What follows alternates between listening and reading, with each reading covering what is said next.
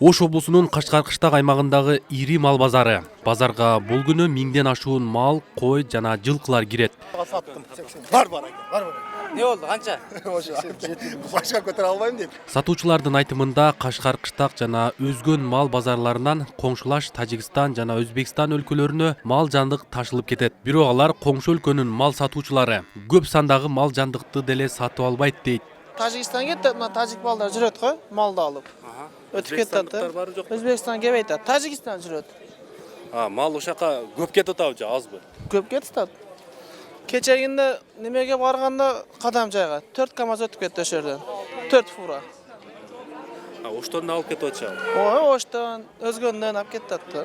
Өзбекстан, Тажикстанга малды оптум алып киргени көчтүн кымбаттаганына таасир этпейт. Таасир этет да, мал алып кетип атат го. Биздин алып кетпесе, эт 300 сом сатылат өзү бизде. Ташып атат да шака. Мал алып сатуучулар эттин кымбаттаганын коңшу өлкөгө экспорттолуп жаткан себеп дегенге кошулбайт. Алардын айтымында багууда турган малдардын жем чөбүнүн баалары кымбат. Маселен, кебектин баасы 14 сом, күнжаранын баасы 22 сомдон сатылып жатат. Тоюттун кымбат баалары базардагы малдын баасын көтөрүп жатат. Тоют маселеси өтө кымбаттап атат да. Ошого байланыштуу анан эт кымбаттайт. Эт өзүнчө эле кымбаттабайт. Эт эмнеге зависимый? Малга. Анан тоютка зависимый. Былтыркы 80-70 сом болгон беде пресстер бул 100 сом, 110 сом болду. Өзүң ойлоп көр, бир преске 30 сом, 40 сом кошкондон малды ham кымбаттатыш керек болот. Бирок шаардагылар айтып атат. Шаардагылар булардын мээнетин кандай мээнет менен кандай болгонун билбейт да. Анан алып жегенде эле кымбат дей берет. Эт сатуучулар мал жандыктардын коңшу өлкөгө сатылып жатканы эттин кымбаттоосуна алып келгенин айтышты. Айтымдарында ал жакта 1 килограмм эттин баасы кыргыз сому менен эсептегенде 400-420 сомго барабар. Азыр көш канча сом болот?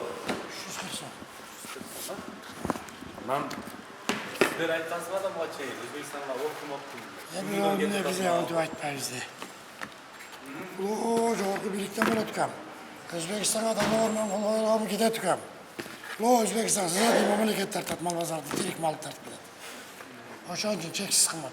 Өкмөттүн Ош облусундагы өкүлчүлүгүнүн маалыматы боюнча, мал коңшу Өзбекстанга экспорттоо боюнча түзүлгөн келишим менен иш жүрүп жатат. Бирок малдын санын келишимден сырткары массалык түрдө сыртка чыгаруу болгон эмес жана ал эттин кымбаттоосуна таасир тийгизбейт. Достук границасы ачылып, мамиле жакшы болуп атат. Ошол негизинде мына 2019 жылдын эсебинен Өзбекстандын атайын фитосанитардык инспекциялар тарабынан контракт негизинде биздин Бишкектеги фитосанитардык кайрылып, атайын контракт негизинде уруксат берилген малдарга чыгууга. Бул кара малга 1000 баш, кой эчкиге 4500, 5000 чейин чыкты. Жылкы 200дөн 300гө чейин жылкы чыкты да. Бирок эт чыккан жок. Бул мал жандык чыгып атат. Бирок бул көп деле мындай цифраны эле көрүнөт, бул көп деле цифра эмес, бул анчалык деле мал эттин көтөрүлүшүнө таасирин тийгизбеш керек.